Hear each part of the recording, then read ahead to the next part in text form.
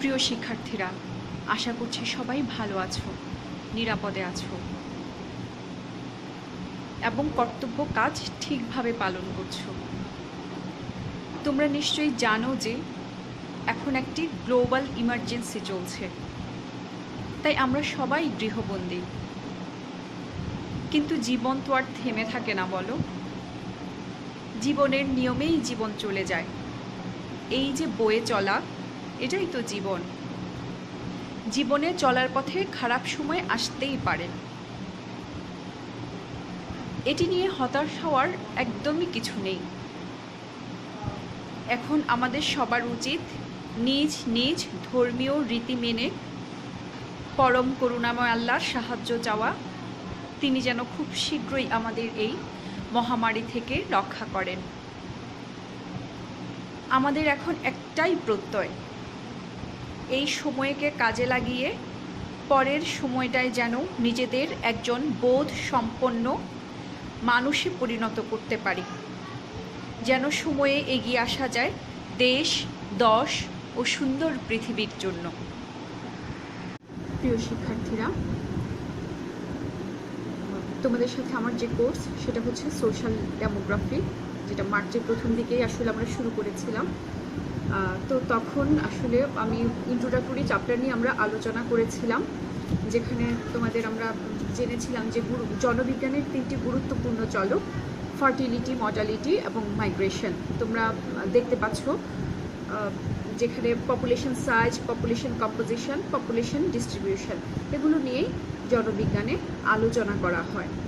হ্যাঁ, তো আসো আমরা আসলে একটু রিক্যাপ, পেছনের দিকে যাব না খুব বেশি, জাস্ট একটু ইন্ট্রোডাক্টরি কথাবার্তা বলে আমরা দ্য থিওরি অফ ডেমোগ্রাফিক ট্রানজিশনে চলে যাব। জনবিজ্ঞানের অবস্থান্তর তত্ত্ব, সেটা আমরা আজকে আলোচনা করব। আসো, জনবিজ্ঞানের 3টি গুরুত্বপূর্ণ চলক, প্রজননশীলতা, মননশীলতা এবং স্থানান্তর।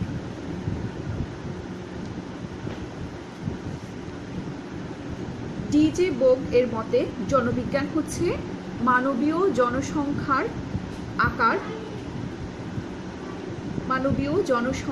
আকার, গঠন এবং স্থানিক বণ্টনের গাণিতিক এবং পরিসংখ্যানগত বিশ্লেষণ, যাদের সময়গত পরিবর্তন, জন্ম, মৃত্যু, বিবাহ, অভিগমন এবং সামাজিক গতিশীলতা, এই 5টি প্রক্রিয়ার মাধ্যমে পরিলক্ষিত হয়। আজকে আমাদের আলোচনার বিষয় introduction to demographic transition theory. আজকে আমরা জনসংখ্যার অবস্থান্তর তত্ত্ব নিয়ে আলোচনা করব। প্রথমে তোমরা একটা ইন্ট্রোডাক্টরি স্লাইড দেখতে পাচ্ছ, process of change in a societies population based upon the trends in mortality, fertility and natural increase in more developed countries of Europe, North America and Asia. Demographic transition তত্ত্বটা শুরু হয়েছিল 20 শতাব্দীর 30-এর দশকের দিকে। পাশ্চাত্য অর্থনৈতিক, সামাজিক, সাংস্কৃতিক বিভিন্ন অবস্থার পরিবর্তনের ফলে জন্মহার দ্রুতগতিতে হ্রাস পায়। সামাজিক পরিবর্তনের ফলে জনসংখ্যার পরিবর্তন অবলোকন করে টি.এস. থমসন 1929 সালে প্রথম ডেমোগ্রাফিক ট্রানজিশন থিওরির উল্লেখ করেন। সি.পি. ব্লেকার 1947 সালে এ থিওরি নিয়ে বিস্তৃত আলোচনা করেন। ফ্র্যাঙ্ক নটস্টিন 1945 সালে এ থিওরির উপর সুচিন্তিত প্রবন্ধ লিখেন। তিনি তার পপুলেশন দ্য লং ভিউ প্রবন্ধের জন্মহার হ্রাসের কারণ ব্যাখ্যা করেন।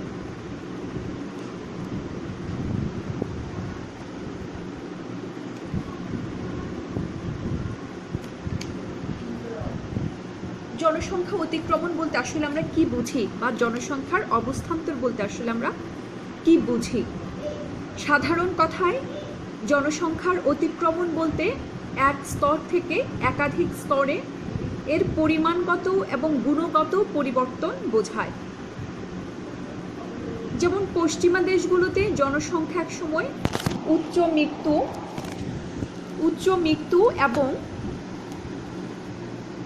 মৃত্যু এবং জন্মহার থেকে অন্য সময়ে নিম্ন মৃত্যু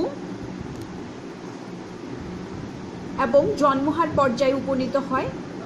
এভাবে সময় ব্যবধানে জন্ম ও মৃত্যুহারের বিভিন্নতার কারণে জনসংখ্যার মধ্যে যে পরিবর্তন আসে তা স্তরভেদে বিভিন্ন হয়। জনসংখ্যার এরূপ পরিবর্তনকেই জনসংখ্যার অতিক্রমণ বলা হয়। শিল্পায়ন ও শিল্প সভ্যতার বিকাশ, যান্ত্রিক ও কারিগরি প্রযুক্তি উদ্ভাবনের কারণে সব দেশেই মৃত্যুহার প্রথমে কমে আসে। জন্মহার কমতে শুরু করে তারও অনেক পরে। মৃত্যু নিবারণ ও জন্মশাসন প্রযুক্তির ফলে জন্মহার হ্রাস পায়। মৃত্যুহার ও জন্মহার হ্রাসের মধ্যে বেশ সময়ের ব্যবধান থাকে। এই সময় ব্যবধানের কারণেই উন্নয়নশীল দেশে জনসংখ্যা দ্রুত বৃদ্ধি পায়। আর এরূপ বৃদ্ধি পাওয়ার স্তরকেই অবস্থান্তর স্তর বলা হয়। অবস্থান্তর শুরু হবার ঠিক আগে জনসংখ্যা প্রায় একটি স্থির বিন্দুতে অবস্থান করে। উচ্চ জন্ম ও উচ্চ মৃত্যুহারের কারণেই এমনটি হয়ে থাকে।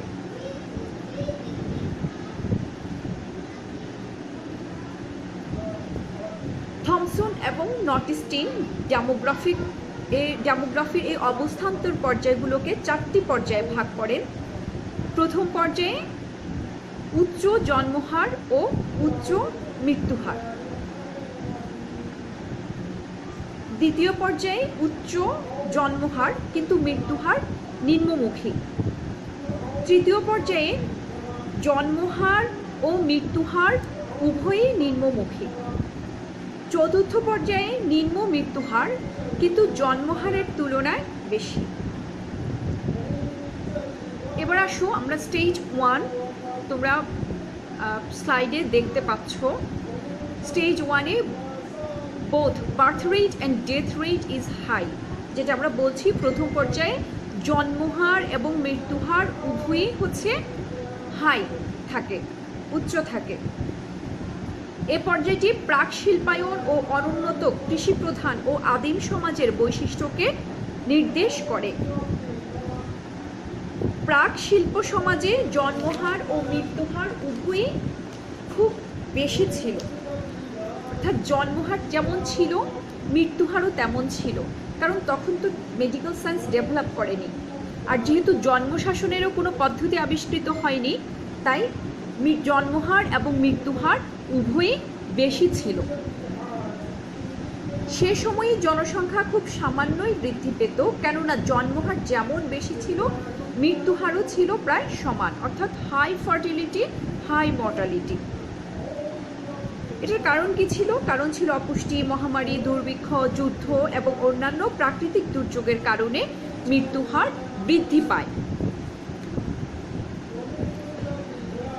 কম বয়সে বিয়ে, মৃত্যুর আশঙ্কায় অতিরিক্ত জন্ম, সামাজিক ব্যবস্থায় দ্রুত বিয়ে ও বংশবৃদ্ধির অনুকূলে, বিয়ে পরবর্তী দম্পতির সন্তান প্রত্যাশা ইত্যাদির কারণে জন্মহার বৃদ্ধি পায়।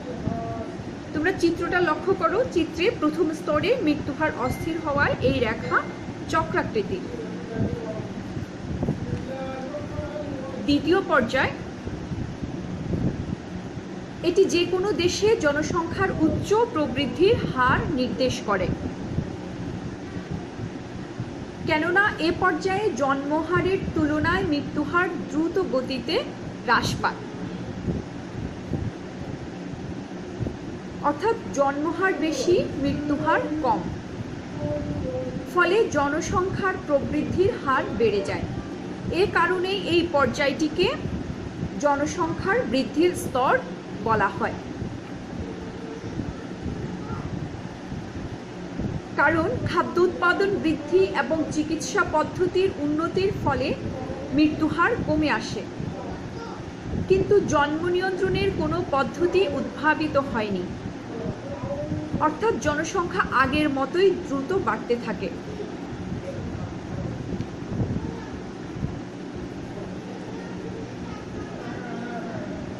কিন্তু চিকিৎসা ব্যবস্থার উন্নতি ও পুষ্টির চাহিদা কিছুটা মেটানোর ফলে মৃত্যুহার কমে যায়, ফলে জনসংখ্যা বেড়ে যায়। বেশ কিছু উন্নয়নশীল দেশ বর্তমানে এ পর্যায়ে রয়েছে। এসব সমাজে উৎপাদন বৃদ্ধি পেয়েছে এবং পাশ্চাত্যের চিকিৎসা পদ্ধতি অনুসরণ করা হচ্ছে। তবে সেখানে জন্মহার হ্রাসের পথে রয়েছে অনেক সামাজিক অন্তরায়। তাই মৃত্যুহার উল্লেখযোগ্যভাবে হ্রাস পেলেও জন্মহার তেমন হ্রাস পায়নি।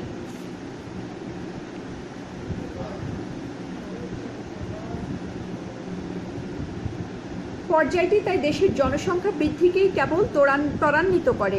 উন্নয়নগামী অনেক দেশই এ পর্যায়ে রয়েছে। বস্তুত অনেকের মতে বাংলাদেশের প্রকৃত অবস্থা এখন এটি। এখানে চিকিৎসা বিজ্ঞানের প্রয়োগ হওয়ায় শিশু মৃত্যু কমেছে, কিন্তু বৃহৎ জনগোষ্ঠী এখনও ব্যাপকভাবে জন্মহার কমানোর ব্যবস্থা নেয়নি বা নিতে পারেনি।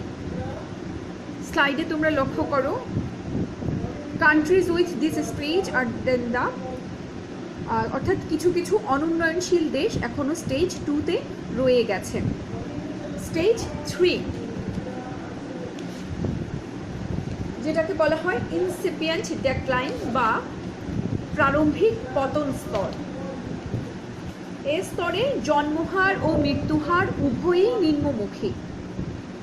এ পর্যায়ে জন্মহার দ্রুত হ্রাস পায় এবং মৃত্যুহারও সর্বনিম্ন পর্যায়ে নেমে আসে। এখানে স্থির অবস্থা বিরাজ করে। এখানে জন্মহার ও মৃত্যুহার খুব কাছাকাছি অবস্থান করে। স্টেজ 3-তে লক্ষ্য করো, এখানে বার্থ রেট এবং ডেথ রেট খুব কাছাকাছি অবস্থান করে।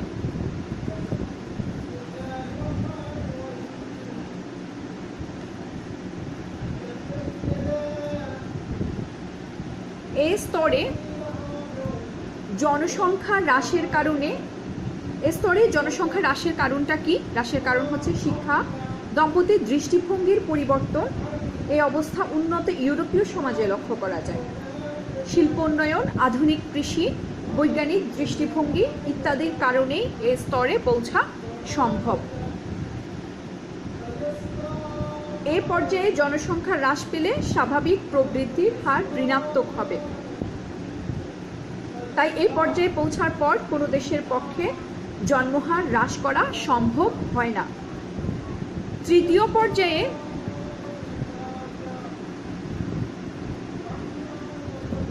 পর্যায়ে যেসব দেশ পৌঁছে গেছে তারা সবাই আন্তর্জাতিক দিক দিয়ে উন্নত এবং জীবনযাত্রার মানও উন্নত।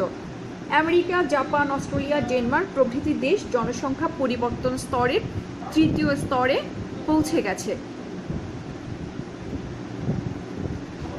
অর্থাৎ উন্নত দেশগুলো জনসংখ্যার অবস্থান্তর তত্ত্বের তৃতীয় পর্যায়ে অবস্থান করছে। চতুর্থ স্তর আসো, এ পর্যায়ে নিম্ন মৃত্যুহার কিন্তু জন্মহারের তুলনায় বেশি। চতুর্থ স্তরে মৃত্যুহারটা নিম্নমুখী কিন্তু জন্মহারের তুলনায় বেশি। থমসন এবং নটিস্টিন এর মতে চতুর্থ স্তর তত্ত্বগত দিক থেকে সম্ভব হলেও বাস্তবে খুব কমই লক্ষ্য করা যায়। এ স্তরে জন্মহার ও মৃত্যুহার শূন্য হওয়ার কথা। এ স্তরে জন্ম ঋণাত্মক হওয়ার কথা। যুক্তির খাতিরে জন্মহার শূন্য বা তার কাছাকাছি নামিয়ে আনা সম্ভব হলেও মৃত্যুহার কখনোই শূন্য বা তার কাছাকাছি রাখা সম্ভব নয়। সন্তান জন্ম দেয়া বা না দেয়া দম্পতির ইচ্ছার উপর নির্ভর করে, কিন্তু আধুনিক বিজ্ঞানের যতই অগ্রগতি হোক না কেন মৃত্যুকে এড়িয়ে যাওয়া সম্ভব নয়। তাই কোনো দেশই এ পর্যায়ে বেশি দিন থাকতে পারে না।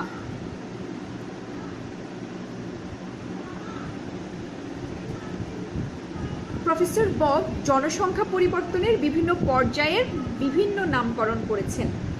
যেমন স্টেজ এ কে তিনি বলছেন যে হাই পটেনশিয়াল গ্রোথ, যেটাকে বলছেন pre transitional stage. Stage B কে বলছেন ট্রানজিশনাল গ্রোথ বা ট্রানজিশনাল স্টেজ। আর স্টেজ সি কে বলছেন ইনসিপিয়েন্ট ডেক্লাইন বা পোস্ট ট্রানজিশনাল স্টেজ। এখন এসো আমরা এই তত্ত্বের কিছু সমালোচনা দেখব। সমালোচনা প্রত্যেকটা তত্ত্বেরই কিছু আসলে পজিটিভ দিক আছে, কিছু নেগেটিভ দিক আছে।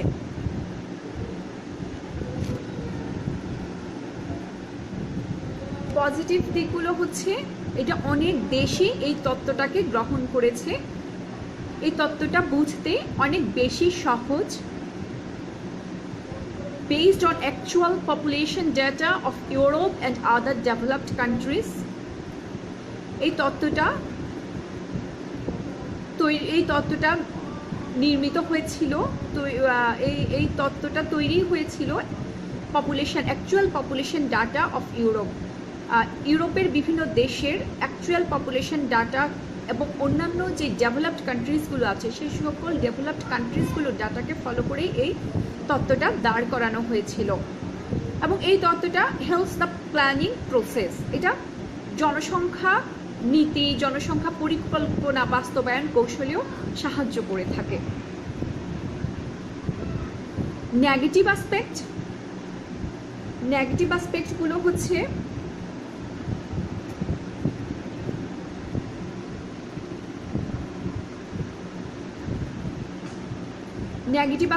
আমরা দেখছি non availability of data means difficulty in preparation of graphs, অর্থাৎ এই যে ডাটা মানে ইউজুয়ালি পাওয়া যায় না, সেক্ষেত্রে এটা গ্রাফ তৈরিতে সমস্যা হচ্ছে। Difficult to get uniform pattern for all countries, এটা সব দেশের জন্য যে এটা সমানভাবে প্রযোজ্য তা কিন্তু না।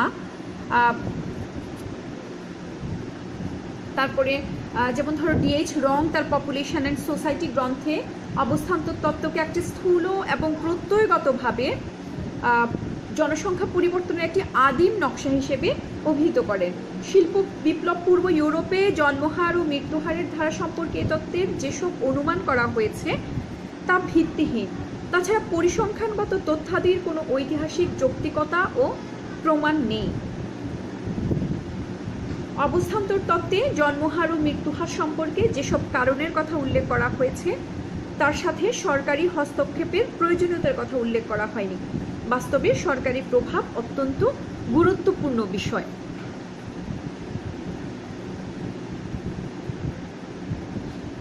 Despite of all the controversy, it has universal applicability. It can be applied anywhere if data is available. যতই আসলে তত্ত্বটির অবস্থান্তর তত্ত্বের সমালোচনা থাকুক না কেন, এটার সার্বজনীন একটা গ্রহণযোগ্যতা আছে। যদি ডাটা অ্যাভেলেবল হয়, ডাটা যদি খুব সহজে পাওয়া যায়, তাহলে